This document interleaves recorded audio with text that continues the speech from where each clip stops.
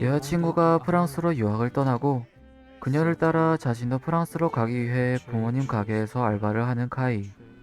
여친과 같이 지낼 생각에 들뜬 나머지 바쁜 와중에도 틈틈이 서점에서 불어 공부를 합니다. 反正我还要再每天练习。 그런데 언제부턴가 여친으로부터 연락이 뜸해졌고 그런 여친 때문에 가뜩이나 심란한데 서점에선 어떤 이상한 여자가 자꾸 성가시게 말을 걸거나 심지어는 댄스 학원을 다닌다며 춤을 보여줍니다. 어색해진 분위기에 더는 못 이겠다 생각한 그는 결국 집에 돌아오는데 오랜만에 여친한테 전화가 옵니다.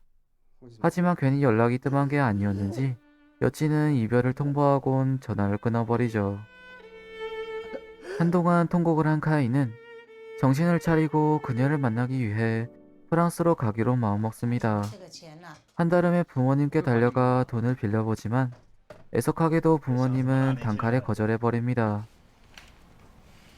하는 수 없이 당장에 돈이 필요했던 그는 가게의 단골 손님이면서 평소에 자신에게 도움이 필요하면 언제든 말하라고 했던 마을 갱단의 보스 바오 형님을 찾아갑니다. 지푸라기라도 잡는 심정으로 찾아간 바오 형님은 자초지종도 듣지 않고 흔쾌히 그에게 돈을 빌려주겠다고 말합니다. 그 대신에 조건으로 어떤 물건을 프랑스에 갈 때 같이 가져가 달라고 부탁하죠. 조금 꺼림칙했지만 달리 방법이 없었던 카이는 그 부탁을 수락합니다. 하지만 밖에서 대화를 몰래 엿듣고 있던 부하 홍이 그 물건을 중간에서 가로챈 다음 잘못을 전부 카이에게 덮어 씌우려는 계획을 세웁니다. 对啊。 그런 사실도 모르고 카이는 떠나기 전에 친한 친구 가오와 같이 밥을 먹기 위해 그를 찾아가죠. 그리고 밥을 먹으러 가는 길에 겸사겸사 바오 형님이 부탁한 물건도 받으러 갑니다. 약속한 장소에 도착해 물건을 받으려는데 상대방이 있지도 않은 암호를 언급하며 자꾸 시간을 끕니다. 그러다 멀리서 누군가 뛰어오는 걸 확인한 후에야 그에게 물건을 건네죠. 그렇게 잔뜩 긴장했는데 일이 생각보다 쉽게 끝나자 어리둥절하던 카이는 다시 가오와 밥을 먹으러 출발합니다. 그리고 그런 두 사람을 갱단을 잡기 위해 잠복 중이던 형사들과 물건을 빼앗으려는 갱단원들이 쫓아갑니다.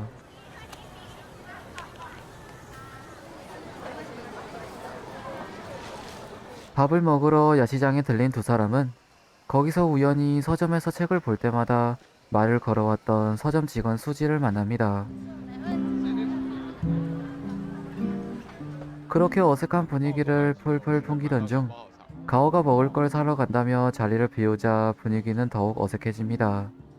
그러다 분위기를 풀어보고자 이 말 저 말 아무 말이나 하던 그들에게 갱단의 부하들이 다가와선 볼 일이 있다며 카이를 데려갑니다.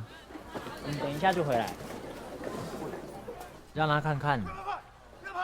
그리고 그를 협박하기 위해 총을 꺼내기 직전 단속을 하러 들이닥친 경찰들 때문에 실패하게 되고 그 틈을 타 도망친 카이는 어째선지 수지도 같이 데리고 도망칩니다.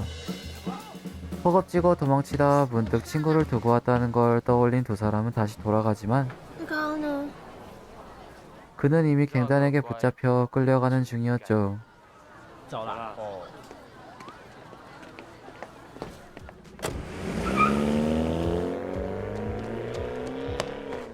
그렇게 눈앞에서 친구가 납치당한 두 사람은 도움을 청하기 위해 바오 형님에게 전화하지만 전부 예상이라도 한 듯 그곳에서 대기하고 있던 홍이 전화를 중간에서 가로채버립니다. 喂， 그렇게 바오 형님에게 알리지도 못하고 이제 어떻게 해야 할까 고민하던 두 사람은 갑자기 자신이 경찰이라며 쫓아오는 한 남자를 보고 허둥지둥 도망칩니다. 等我。 도망치다 결국 지하철까지 타보지만 포기하지 않고 끈질기게 쫓아오는 경찰 때문에 두 사람은 결국 지하철에서 내려 다시 달립니다. 그렇게 어떤 공원에 도착한 두 사람은 거기서 단체로 춤을 추는 사람들을 발견하고 어떻게든 경찰의 눈을 피해보고자 카이는 수지에게 자기들도 그들과 섞여 춤을 추자고 제안합니다. 이게 대체 뭐하는 짓인지 처음엔 별로 내켜하지 않았지만 점점 흥이 차올랐는지 수지는 댄스학원 학생답게 오히려 카이에게 춤을 가르쳐주면서 리드하죠. 有， 그리고 그런 두 사람을 옆에서 지켜보는 경찰 지용. 두 사람도 시선을 느끼고 망했다고 생각하지만 어째선지 지용은 그들을 두고 다른 사람을 쫓아갑니다. 사실 그는 편지 한 장만 남긴 채 떠난 여자친구 때문에 심란한 상태였고 마침 그녀가 다른 남자와 같이 있는 모습을 발견하고 쫓아간 것이었습니다. 应该可以救我吧？哦，好啊。 한편 납치당한 가오는 카이와 수지의 걱정과는 달리 맛있게 야식을 먹으며 태평하게 갱 단원들과 마작을 즐기고 있었습니다. 他们说过啦，我以前赵珊珊打的。 바오 형님의 곁을 지키다 뒤늦게 합류한 홍은 그 광경을 목격하곤 가오가 누군지 묻습니다. 그리고 동료들이 횡설수설하자 불안해진 그는 물건은 제대로 가져왔는지 묻지만 당연하게도 대답은 아니오였죠. 叫你们拿东西，不是抓个土炮回来？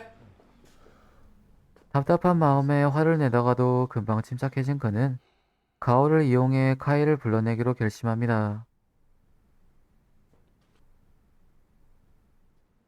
그렇게 운 좋게 경찰로부터 도망친 두 사람에게 한 통의 전화가 걸려오는데 바로 홍이었습니다. 喂， 그는 조금은 어리숙하면서도 확실하게 무사히 친구를 돌려받고 싶다면 물건을 가져오라고 협박하죠. 그 말을 들은 카이는 위험할 수도 있다며 혼자 가겠다고 말하지만 수지는 그가 걱정되는지 자신도 같이 가겠다며 따라 나섭니다. 确定要去吗？可以啊。 약속 장소에 도착한 두 사람. 그리고 뒤늦게 찾아와선 다짜고짜 물건부터 내놓으라며 협박하는 갱단원. 高高呢？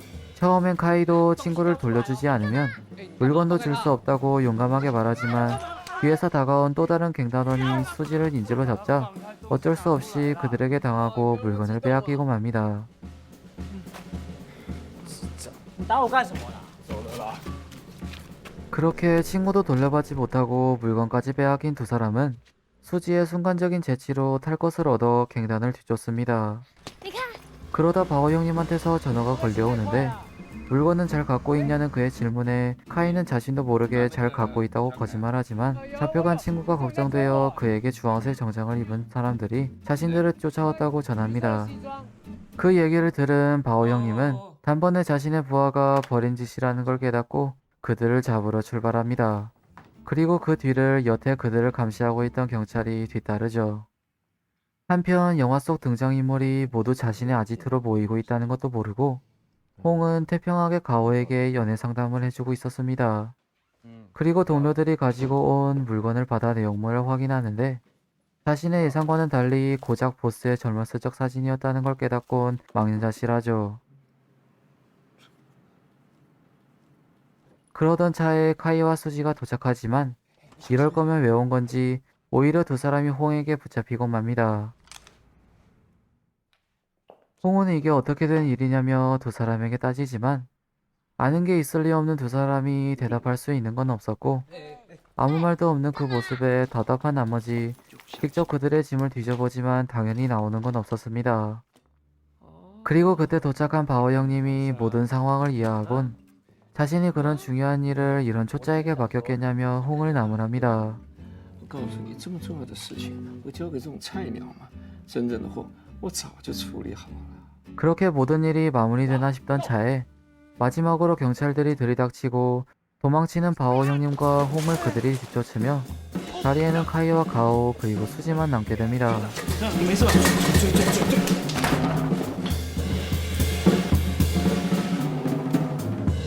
你手松得开吗？他好像没有绑很紧。 밧줄을 묶는 것조차 어리숙했던 홍 덕분에 세 사람은 스스로 밧줄을 푸는 데 성공하고 무사히 탈출합니다.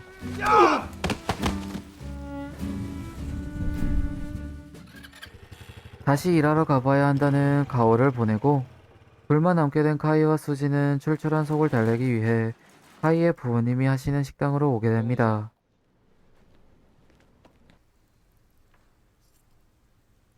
스페타클했던 하룻밤에 비해 다소 단초로운 식사를 마친 두 사람은 不错啊 프랑스로 떠나야 했기에 서로에 대한 아쉬움을 뒤로하고 헤어집니다.